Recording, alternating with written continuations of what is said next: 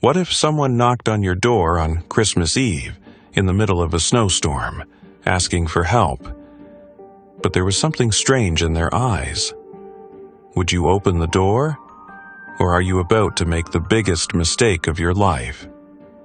On a cold Christmas Eve, I was alone in a small, remote cabin in Wisconsin, far from my family, whom I couldn't visit that year. I lived alone, struggling financially due to student loan debts, and loneliness and cold surrounded me in that isolated place where only a small store and a bar stood far from the city's hustle and bustle. The night began quietly. After eating a frozen pizza and watching some Christmas movies on the couch, sleep started to take over. But around 11:45 p.m., the silence of the night was interrupted by persistent knocking on the cabin door. I glanced through the small window, covered with a thin layer of frost, and saw the shadow of what appeared to be a person standing there. However, an air of mystery shrouded their features. I couldn't quite understand their presence, and a deep unease settled within me, making me step back into my room for safety. But the knocking didn't stop. It grew louder and more urgent, my heart pounding harder with fear. After moments of hesitation and anxiety, I had no choice but to cautiously approach and see what was happening. Slowly, I opened the door and was met with the sight of a young woman shivering from the cold. In a hesitant voice, she said her car had broken down and that she had sought refuge in my cabin. Immediately, I sensed something was off. It didn't make sense for someone to head towards an isolated cabin on a night like this when they could have gone to the nearby store or bar. Trying to be polite, I offered her the number of a towing company and pointed out that there was an inn nearby. But her voice started to shift into excessive anxiety, and she kept throwing uneasy glances behind her, as if something was chasing her. She didn't stop at mere words. Instead, she began pounding on the door with increasing force, screaming, "Let me in! Let me in!" Her attempt escalated into a violent assault, forcing me to slam the door shut and lock it. Without wasting time, I grabbed my phone and called the police, knowing full well that emergency response might be delayed on a night like this. As I tried to calm myself, I sat on the couch, attempting to regain my composure. But the silence was deceptive. Soon, I heard soft footsteps crunching the snow outside the window. Driven by a mix of fear and curiosity, I cautiously pulled back the curtain, only to be met with a horrifying sight. The woman stood in the snow, drawing intricate symbols and strange patterns. At the center of those markings was a large pentagram, as if she was performing some kind of ritual. When she finished, she slowly turned to face me, her cold, inhuman eyes piercing my soul. Then, her mouth stretched open at unnatural angles, as if preparing to unleash a deathly scream. I couldn't believe what I was seeing. Pure terror seized me. At that moment, a shrill, unnatural scream echoed from an unknown source. I stumbled back inside, clutching my phone to call the police again. The dispatcher assured me that help was on the way and urged me to secure my home. But I felt no safety. The sheer horror of the scene and that monstrous scream confirmed that this situation had spiraled beyond control. Minutes dragged by in agonizing suspense. Mustering what little courage I had, I moved toward the bathroom, using my phone's dim light for guidance. But even that moment of brief security didn't last. The sounds outside returned. This time, heavy pounding followed by an unearthly wail. It wasn't just the woman's voice anymore. There was something else, something terrifying and unknown. Fear clawed at my mind, but curiosity got the better of me. I crept toward the window again, and saw flashing blue and red lights piercing the darkness. The police had arrived. Relief washed over me, but it was short-lived. As the lights drew closer, the scene turned even more horrifying. In the snow-covered yard, a sinister altar had appeared, and atop it lay two mutilated bodies. Police officers, their uniforms soaked in blood, their corpses marked with unnatural carvings. My mind struggled to comprehend the nightmare unfolding before me. As the horror intensified and the ghastly noises grew louder, I heard heavy footsteps approaching my window, accompanied by a deep, guttural growl. In that moment, I had no choice but to hide. I slipped into the tiny linen closet near the cabin entrance, holding my breath, knowing that even the slightest movement could attract whatever was lurking outside. My body trembled, paralyzed by fear. It was then that I realized this was no random incident. This was an ancient ritual, something far beyond my understanding. That woman had only been a vessel for something much worse, a presence beyond human comprehension. Inside that cramped hiding spot, I listened to the haunting sounds outside. Footsteps slowed, then quickened again. Unfamiliar whispers slithered through the darkness as if the night itself was speaking in cryptic tongues. My heartbeat roared in my ears, and then, just as I neared the end of my desperate call with the police, I felt a chilling realization creep into my soul. No one was safe tonight. A soft, almost playful sound echoed through the cabin, the faintest whisper drifting down from the chimney. But this wasn't the voice of Santa Claus. No, this was something far more sinister. And that's why I share this story with you now, not just as a warning, but as a desperate plea. On this night, do not reveal your presence. Do not trust the voices calling from the darkness, because those moments may be the last you ever live before you come face to face with a nightmare that can never be forgotten. I will tell you a story I never expected to experience. A story that happened on Christmas Eve and still haunts me to this day. It was a bitterly cold winter night. The snow was falling heavily, and the air felt like needles against my skin. Everyone was celebrating Christmas inside their warm homes, but I was alone in the house I had inherited from my family. I expected an ordinary night, filled with lights and decorations, but something on the horizon told me that this night would be completely different. It all started when I noticed that the living room, which I had carefully decorated, had become dark despite the lights being on. At first, I thought it was a minor electrical issue, but as time passed, I began to feel that something unnatural was happening. While sitting by the window, gazing at the snow-covered streets, I noticed a faint shadow darting quickly behind the large tree in my yard. I raised my eyes in fear and wondered, was it just my imagination, or was something watching me? A few moments later, I began hearing faint knocks on the front door. At first, I hesitated to answer, but curiosity drove me to open it wide. To my surprise, there was a long, eerie hallway behind the door, dimly lit from a distance as if someone were calling me. I saw no one, but the voice was clear. "Come." My hands trembled, my heart pounded, but I decided to follow the voice. I stepped cautiously into the dark corridor, and with every step forward, the feeling of not being alone grew stronger. At one point, I felt a cold touch on my shoulder. I froze and slowly turned my head. There was no one there. But the whispering returned, this time closer. "I've been waiting for you."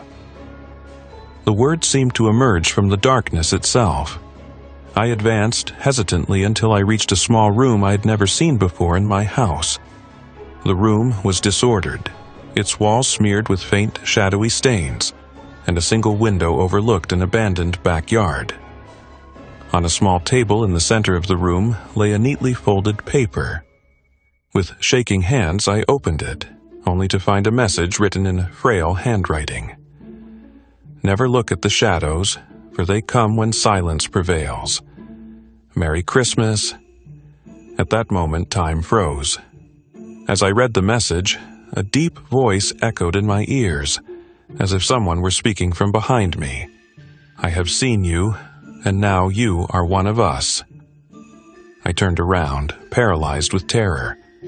The lights flickered off suddenly and the whispers vanished, leaving behind a deafening silence that crept into every corner. I had no idea where to go. I tried to open the door, but it was firmly locked. The ground beneath me started trembling, and I heard heavy footsteps approaching from all directions. I felt trapped.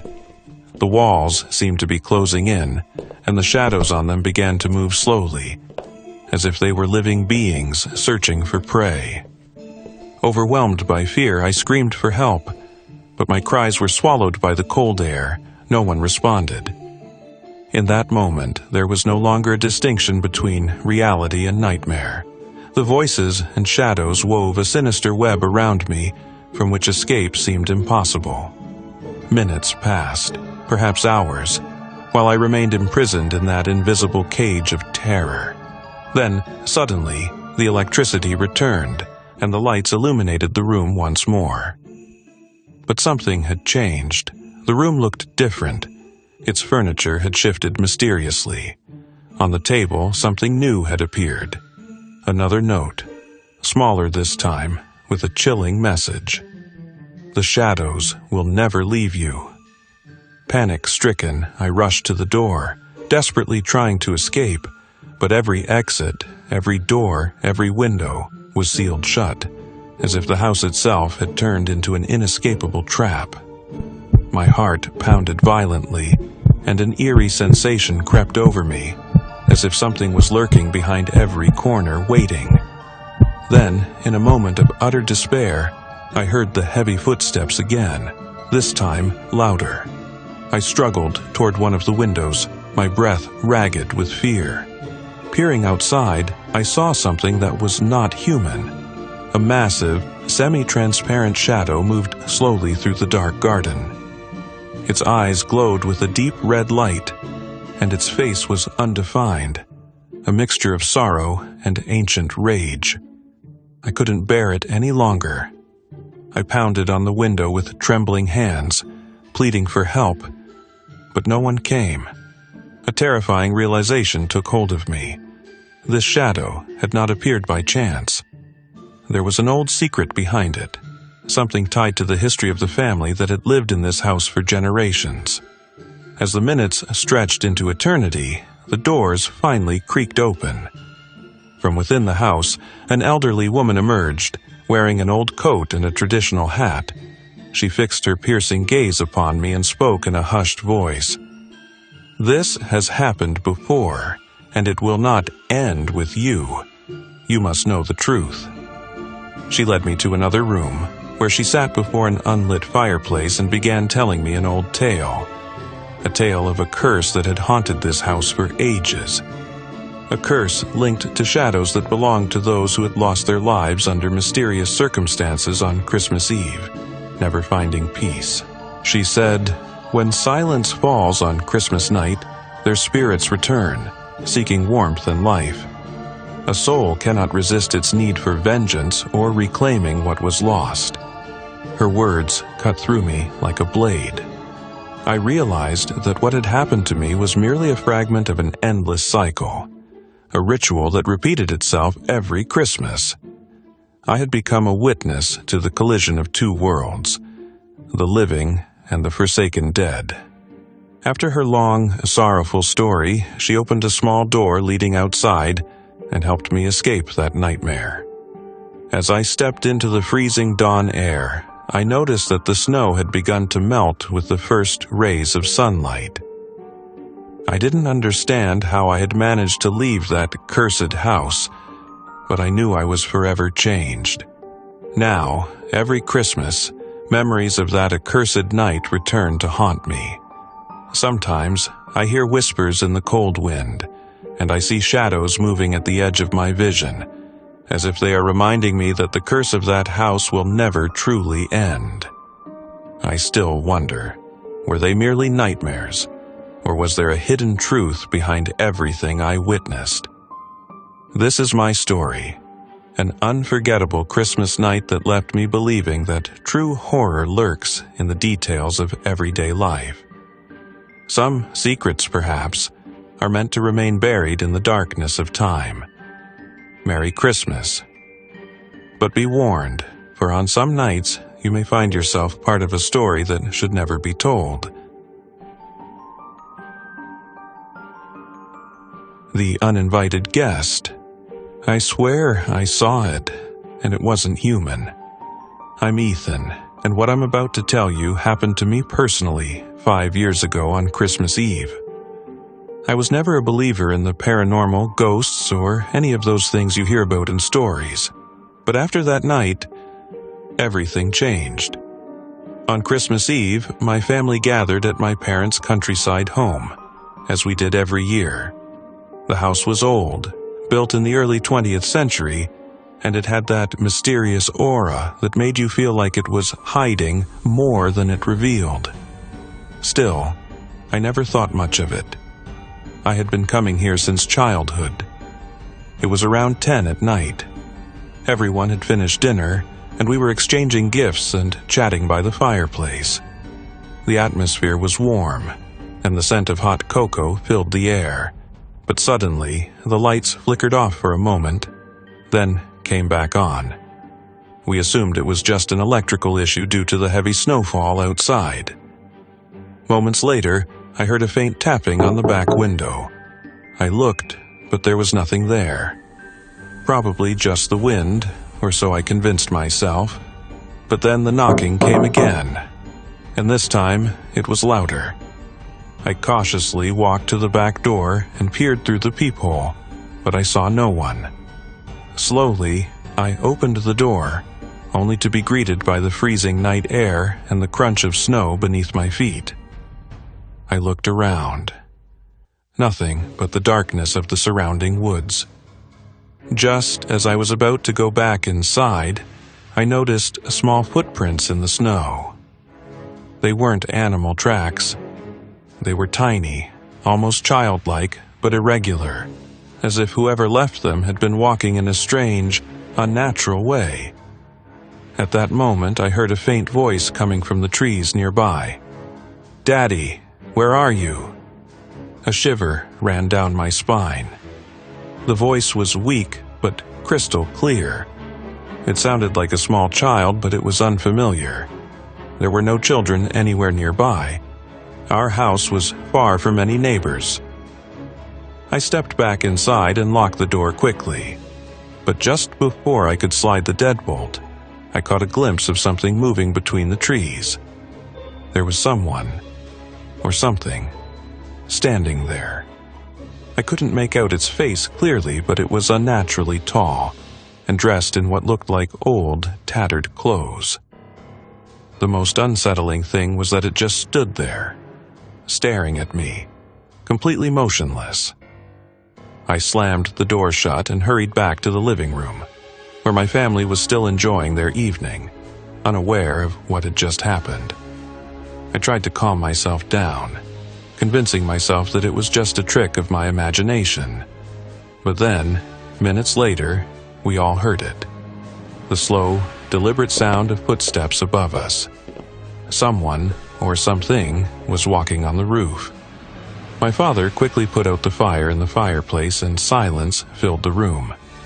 Everyone stared up at the ceiling, trying to process what was happening. Then, suddenly, a loud knock echoed from the living room window. We all turned toward the glass, and that's when we saw it. That thing was staring at us from outside, its eyes completely black, without any whites, and a twisted grin stretching across its face. It wasn't a child, and it wasn't human. It was something else, something that shouldn't exist. We bolted upstairs, locking the door behind us. We could hear it moving outside the house, circling it, searching for a way in. Minutes of agonizing silence passed, and then we heard it. The slow creak of the basement door opening. Someone, or something, had entered the house. We held our breath, frozen in fear, until the sound finally disappeared.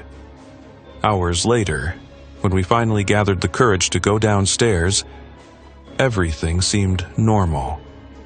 Except for one thing. The window, which we had locked, was now open. And on the floor, leading to the sealed-off fireplace, were those same small, irregular footprints. And from that day on, we never celebrated Christmas in that house again. If you find any Christmas presents under your tree after Christmas Day that you didn't place there, call the police. Leave the house immediately, and whatever you do, do not open the gift. I lived with my wife Maria and my 2 young boys in Melbourne, Australia. That's where my wife is originally from, and most of her family lives less than an hour from us. On Christmas Day, we usually have a lot of presents under the tree. Gifts from me and my wife, gifts from grandparents, gifts from the boys, all are placed there. That's why last Christmas we weren't worried when I found a present under the tree that neither me or my wife had put there. It could have been from one of our parents when they came to visit on Christmas Eve. It could have been from one of the boys. It could have been from many people, and we didn't give it a second thought. It had no gift tag on it, so we decided to leave it there and not open it until we found out who it for and who sent it. So when I got up on the 26th early to make coffee, that was the only present left under the tree. It was a small box, maybe 6 inches tall and 6 inches wide, wrapped in bright red wrapping paper. There was a little green bow on top, and it all looked expertly wrapped. But when I came out into the living room that morning, there was something off about that present that I couldn't place. It wasn't until later that I realized the wrapping paper had been completely green on Christmas Day, and it wasn't until later that I noticed that red had leaked on the floor around the present as well. Throughout the day, our kids played with their new Christmas loot, as Maria and I called different relatives asking if they left a little red gift under our tree. As the day went by, and more family members told us that they hadn't sent a gift, we started to get confused.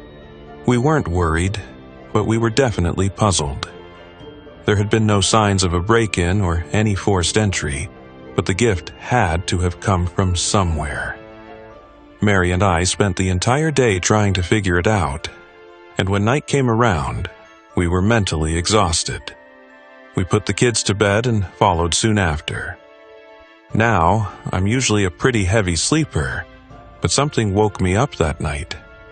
I'm not sure if it was a noise I heard or if I just had too much coffee during the day, but I found myself wide awake at 2 a.m. and my throat was dry as hell.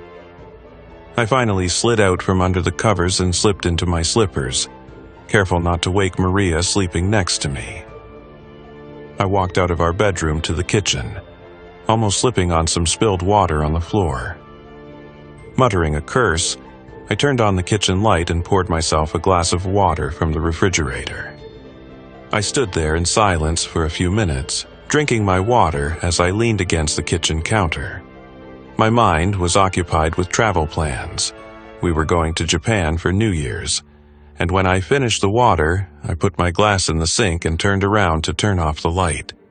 By chance, I happened to glance over to the hallway that connected to the living room, and that was when I froze. From where I stood, I could see right to our Christmas tree, and I saw that the mysterious present had been opened.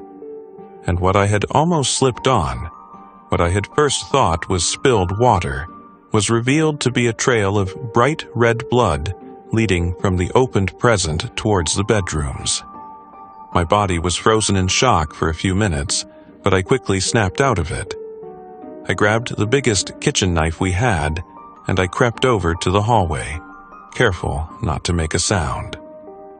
My heart was racing as I followed the trail of crimson back towards the bedrooms, and my blood froze when I realized that it was leading me into the boys' room. I stood outside the bedroom doorway for a moment, trying to build up my courage for whatever waited for me in the darkness.